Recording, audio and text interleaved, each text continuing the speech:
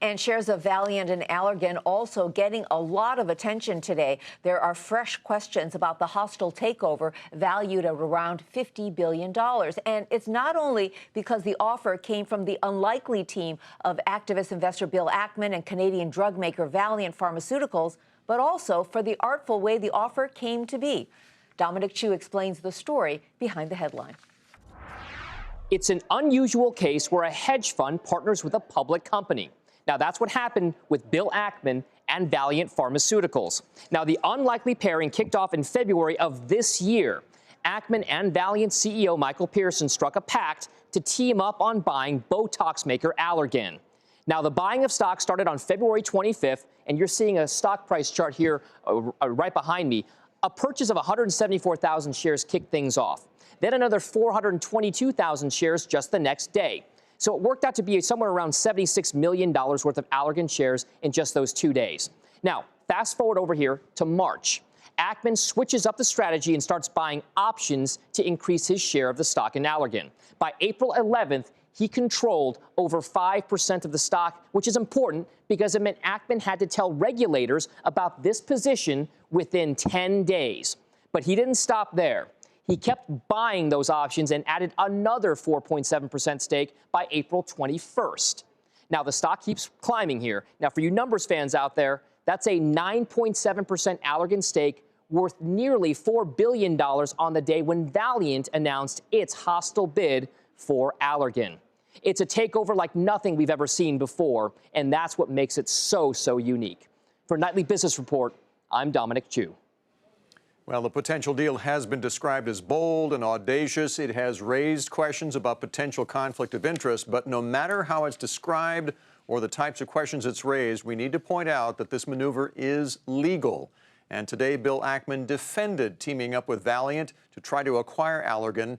He insisted there was no front-running or insider trading involved. The way the rules work is you're actually permitted to trade on inside information as long as you didn't receive the information from someone who's breached the duty of a fiduciary duty or duty of confidentiality, et cetera. What's happened here is we teamed up with Valeant, or Valeant basically came to us and said, look, if you can help us acquire Allergan, we'd like to work with you. And we said, great. We formed a partnership. And the partnership has various terms. It gives us the right and the permission from the company to go buy a stake in Allergan.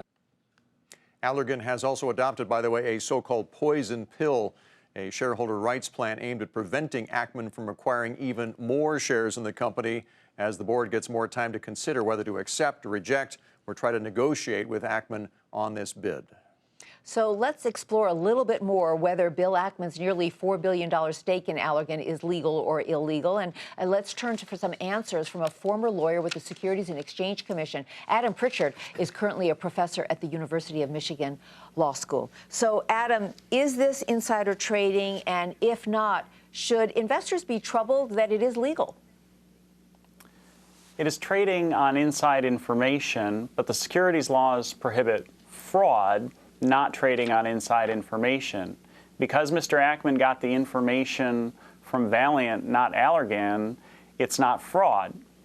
So Mr. Ackman knows more than other investors in the market, but he got the information legitimately from Valeant. But you have to admit, it smells bad. I mean, back in the 80s, there would be those high-profile investors that I won't name names who would accumulate shares of a company and then publicly announce not only that they own shares, but they were going to attempt to buy the company.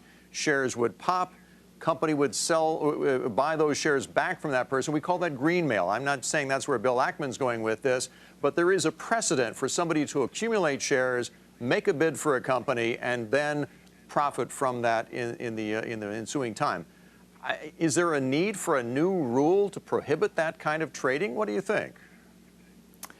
Well, you mentioned in your lead-in to the story that the greenmail practices of the 80s, part of the reaction to that was the innovation of the poison pill, which protects companies to a considerable extent from having to pay greenmail. Once they've adopted the poison pill, they can sit still and ignore Mr. Ackman if they do not want to proceed with the merger. So the question would be whether investors should be entitled to know about large accumulations of stock being assembled by activist investors.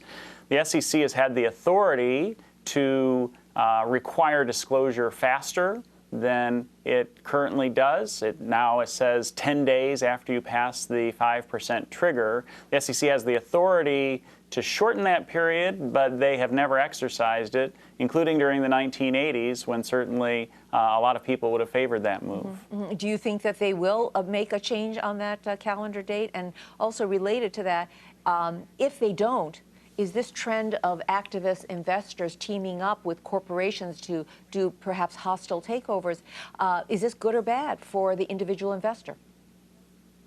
So, will the SEC act? My guess is probably not. They've had over 40 years to act and similar trends before, and they didn't act, so I'd be surprised if they did now.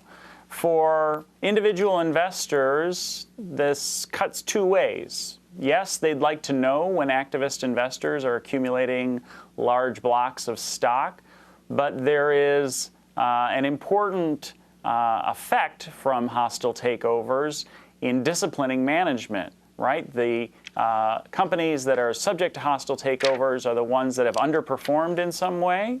And if that threat is hanging over every public company, it is not just the activist investors who can profit from that, but the average retail investor benefits if public companies are run better because executives are afraid of a hostile takeover. Well, it is a whole interesting new conversation. I'm sure we'll be hearing more about it. Thank you so much, Adam. Adam Pritchard, securities law professor at the University of Michigan.